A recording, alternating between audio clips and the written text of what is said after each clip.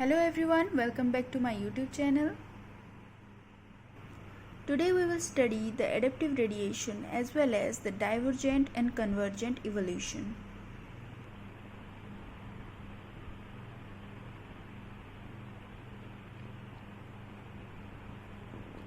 Actually, these two are the aspects of adaptive radiation. ठीक है, तो अगर हम बात करें एडेप्टिव रेडिएशन की तो यहाँ पर हम इस वर्ड से ही इसका डेफिनेशन को जान सकते हैं। एडेप्टिव यानी कि कोई चीज़ जो नई एनवायरनमेंट में भी जाकर अपने आप को एडप्ट कर ले, तो वहाँ पर एडप्टेशन दिखाने की वजह से वो क्या कर सकता है, अपने कैरेक्टरिस्टिक्स में, अपने फंक्शंस में, अपने ट्रेड्स में कुछ चेंजेस लाता है।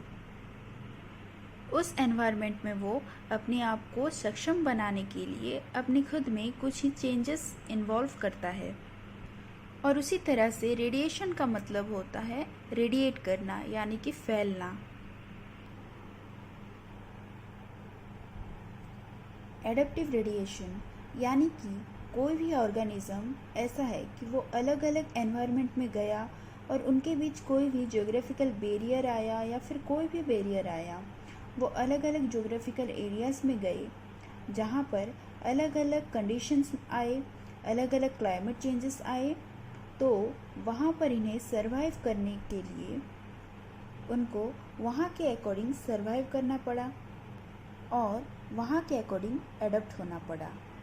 जैसे कि ये सपोज़ एक स्पीसीज़ है और यहाँ से कुछ ऑर्गेनिजम्स अलग ज्योग्राफिकल एरिया में ट्रैवल किए और यहाँ से और आधे एनिमल्स और एक ज्योग्राफिकल एरिया में ट्रैवल किए। तो यहाँ पर जो ए डैश वाले ऑर्गेनिजम्स हैं वो जब अलग ज्योग्राफिकल एरिया में गए, वहाँ के कंडीशंस के हिसाब से, वहाँ के क्लाइमेट चेंज के हिसाब से उन्होंने अपने फंक्शंस में कुछ चेंजेस लाए और अपने हैबिटेट ट्रेड्स में भी कुछ चेंजेस लाए।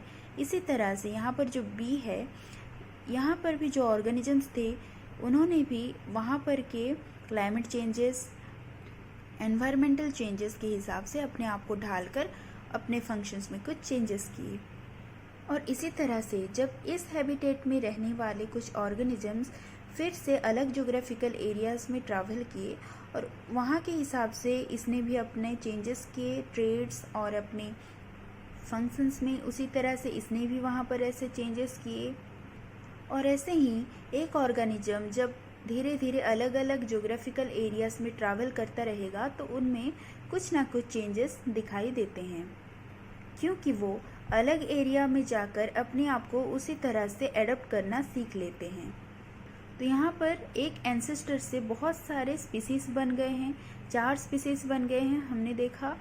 तो ये जो 4 डिफरेंट स्पीसीज़ हैं इनका बस एक ही एंसेस्टर है, एक ही कॉमन एंसेस्टर है जो कि है ये। तो यहाँ पर क्या हुआ, रेडिएट हो गए ऑर्गेनिजम्स, फैल गए अलग अलग जगह पे, पर जब हम इनमें कुछ कनेक्टिविटी देखेंगे तो इन सब में कुछ कॉमन कैरेक्टर्स हमें मिलेंगे जो कि इन सब में कुछ सिमिलरिटी शो करेगा। That is called adaptive radiation. Clear? तो यहाँ पर हमें पता चल गया कि एडेप्टिव रेडिएशन क्या है। नाउ एडेप्टिव रेडिएशन जो है इसको हम बोलते हैं डाइवर्जेंट इवोल्यूशन, और उसी का ही एक दूसरा एस्पेक्ट है कन्वर्जेंट इवोल्यूशन। तो बच्चों, बेटर अंडरस्टैंडिंग के लिए मैंने इसे डिफरेंट फॉर्मेट में यहाँ पर लिखा है। तो पहले हम यहाँ पर पढ़ते हैं डाइवर्जेंट इवोल्यूशन के बारे में। This is same as the adaptive radiation, जो मैंने आपको पहले बताया है। एक स्पीसीज़ जब अलग अलग एनवायरनमेंट में गया तो वहाँ के कंडीशंस के हिसाब से और क्लाइमेट चेंजेस के हिसाब से उन्होंने अपने आप में, अपने फंक्शंस में कुछ चेंजेस लाए।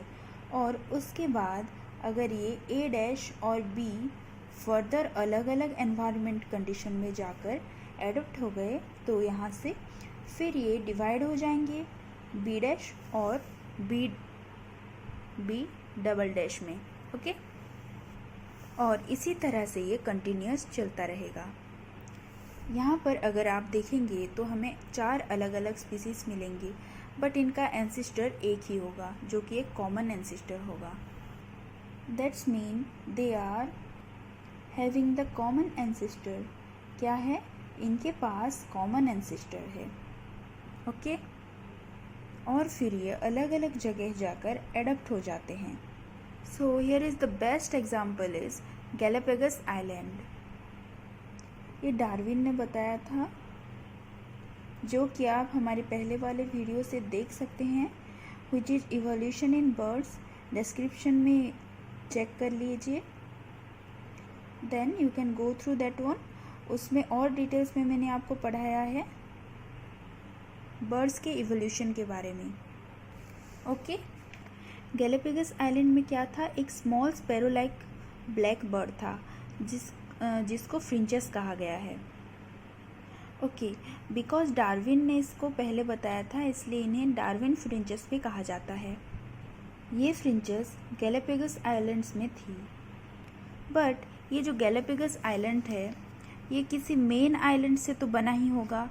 This is the main island, जहाँ से ये गैलापागोस आइलैंड बना है, जिसकी वजह से कुछ स्पीसीज मेन आइलैंड से होते हुए इस गैलापागोस आइलैंड में आए, जिनमें से एक ये फ्रिंचेस भी है, यानी कि डार्विन फ्रिंचेस भी है।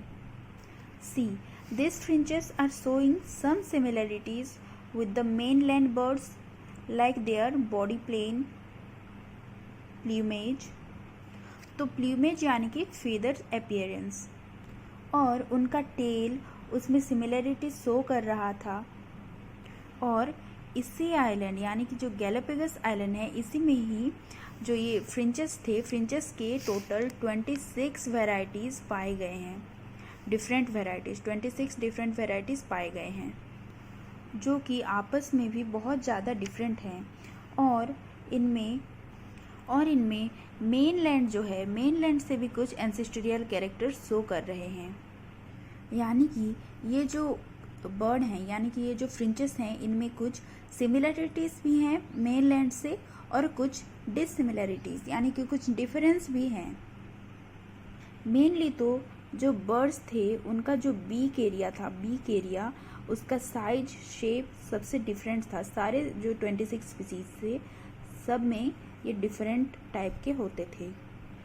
इनके बीक में, इनके शेप में, इनके बॉडी साइज में, फूड हैबिट में, इन 26 वेराइटीज़ की अलग अलग स्पीसीज में, सब में अलग अलग हैबिट्स थे। क्योंकि ये जो 26 स्पीसीज थे, वो अलग अलग एरियाज़ में, अलग अलग क्लाइमेट में रह रहे थे, जिसकी वजह से वो उस एरिया के क्लाइमेट के हिसाब से एडेप्ट हो चुके थे। That is called the adaptive radiation. तो ये जो डाइवर्जेंट है, डाइवर्जेंट यानी कि डाइवर्स ग्रुप। ओके तो अब नेक्स्ट देखते हैं हम ऑस्ट्रेलियन मार्सुपियल्स। तो ये पहले कहाँ से आए? ये ऑस्ट्रेलियन मार्सुपियल्स पहले कहाँ से आए? ये पहले नॉर्थ अमेरिका से आए। सो नॉर्थ अमेरिका से जब ये आए, ऑस्ट्रेलिया में आए, तो यहाँ पे उन्होंने कुछ चेंजेस, कुछ डिफरेंस एनवायरनमेंट कंडीशन मिली, कुछ डिफरेंट क्लाइमेट मिली, और ऑस्ट्रेलिया के अंदर भी बहुत सारे एरियाज़ में ये डिवाइड हो गए, जहाँ पर अलग अलग क्लाइमेट चेंजेस, अलग अलग एनवायरमेंटल चेंजेस आए। वहाँ पर ये गए और एडप्ट होते चले गए, और वहाँ से इनकी अलग अलग स्पीसीज आई। जैसे कि यहाँ से ये आई पॉन्डेड एंट ईटर्स, देन आई टेस्मेनियन उल्फ, देन आई कंगारू, देन आया marsupial rat, then marsupial mole, then tiger cat. और इसी तरह से ये एक से अलग अलग स्पीसीज बनते चले गए। इनमें से मोस्टली तो हर्बीवोर्स होते हैं, except the banded ant eaters. Okay because of the availability of food source in their area, ये सब चेंजेस देखे जाते हैं। तो स्टूडेंट्स, मार्सुपियल्स मामल्स कैसे होते हैं? ये जो होते हैं, इनके बॉडी में एक पाउच जैसा स्ट्रक्चर होता है, जो कि इनके बच्चों को नरिशमेंट प्रोवाइड करने में हेल्पफुल होता है।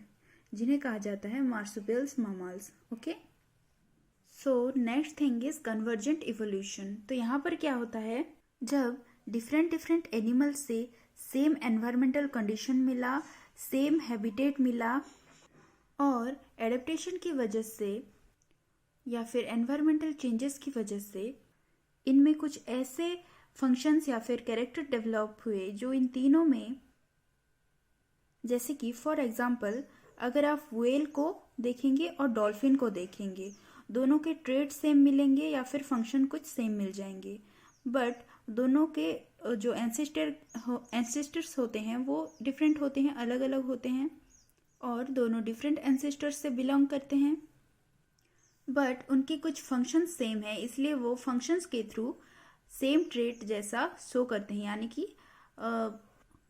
अपने आप में कनेक्टेड रहते हैं। जैसे कि एग्जाम्पल के तौर पर मैंने यहाँ पर लिखा है Australian marsupials and placental animals. यहाँ पर आप देख सकते हैं ये दो अलग अलग एंसेस्टर्स हैं, बट इनके कुछ फंक्शंस मिलते थे, जिसकी वजह से इनके जो ट्रेट हैं वो सेम ट्रेट होते हैं, यानी कि वो जो फंक्शंस हैं वो अपने आप से कनेक्ट करते हैं। जैसे कि मार्सुपियल्स मोल्स हैं, यहाँ पर मोल, और जैसे कि बेंडेड एंटीटर हैं, यहाँ पर हैं एंटीटर, और यहाँ पर जो मार्सुपियल्स मोल्स कहा गया है उन्हें यहाँ पर मोस कहा गया है, और यहाँ पर जैसे इन्हें टेस्मेनियन कैट कहा गया है वो यहाँ पर बॉब कैट कहा गया है, और टास्मेनियन उल्फ जो है वो यहाँ पर उल्फ। तो इन लोगों के जो नेम अलग है, इन लोगों के एंसेस्टर्स भी अलग हैं, बट इन लोगों के जो कैरेक्टर्स हैं वो सेम हैं। I hope divergent and convergent evolution आपको क्लियर हो गया होगा। If still you have any doubt, put your queries in the comment box. Thank you so much for watching this video.